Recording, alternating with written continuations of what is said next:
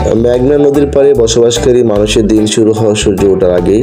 দূর থেকে দেখা যায় কেউ নৌকায় মাছ ধরতে যাচ্ছে, কেউ জমিতে কাজ করছে। নদীর পাড়ের বাতাস মিশিয়ে থাকে প্রকৃতির সজীবতা আর মানুষের সংগ্রামী জীবনের গন্ধ। নদী থেকে তাদের জীবিকার বড় অংশ আসে, কেউ মাছ ধরে বাজারে বিক্রি করে, আবার কেউ নৌকার মাঝি হিসেবে কাজ করে। গ্রামের নারীরা ধান মাড়াই, ধান শুকানো আর পরিবারের দেখভালে ব্যস্ত। এই এলাকার মানুষের জীবনের মূল ভরসা কৃষি। মেঘনার পলি মাটি ধান উৎপাদনের জন্য খুবই উর্বর। ধান মাড়াইয়ের দৃশ্য যেন গ্রামীণ বাংলার এক অমূল্য চিত্র। কৃষকরা হাতে কাস্তে ধরে ধান কাটে, মাড়াইয়ের সময় দল বেঁধে কাজ করে। এই কঠোর পরিশ্রমের ফলে আমরা পাই সোনালী ধানের অন্ন। মেঘনা পাড়ে বসবাসকারী মানুষের জীবন আমাদের বড় শিক্ষা দেয়। প্রাকৃতিক সৌন্দর্য কঠোর পরিশ্রমের সংমিশ্রণ। আমরা যখন আধুনিক জীবনে স্বাচ্ছন্দ্যে অভ্যস্ত, তখন তারা নিজেদের কঠোর পরিশ্রমের মাধ্যমে জীবনযাপন করে। তাদের থেকে শিখতে পারি সাফল্য আসে শুধু পরিশ্রম আর ধৈর্যের মাধ্যমে।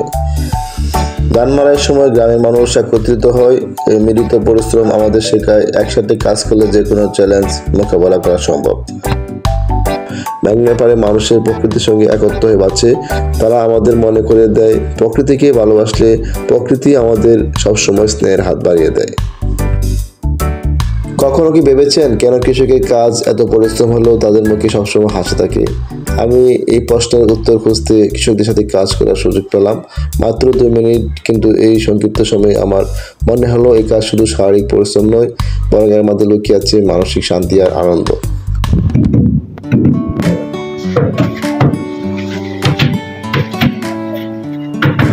আমরা অনেকগুলো কলিগ একসাথে আসছিলাম এখানে গোসল করার জন্য, কিন্তু এখানে পানি এতটা গোসল করার জন্য উপযুক্ত নয়, যার জন্য আসলে গোসল করা সম্ভব হচ্ছে না।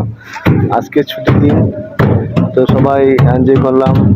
ক্রিকেট খেলা হয়েছে বিশাল বড় বালাপুর নবীনচন্দ্র উচ্চ বিদ্যালয় মাঠে। ক্রিকেটের আয়োজন ছিল, সকালে নাস্তা করা হয়েছে।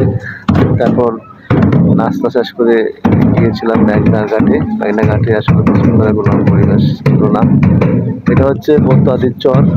বতুয়াদির চরে আসলাম গোসল করার জন্য। বর্ষাকালে এখানে প্রচুর পানি থাকে, কিন্তু এখন সেই পানি নেই, যার জন্য গোসল করার মতো পরিবেশ এখানে নেই।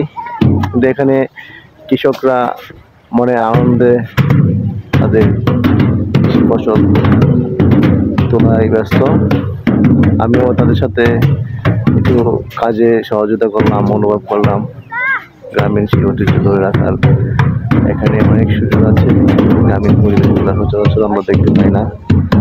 তো প্রকৃতি এই অপার সৌন্দর্যে অনেক কিছু অনুভব করা যায়। কৃষি প্রধান দেশ, এগুলো আমাদের জীবনের অনেক উপকার হয়ে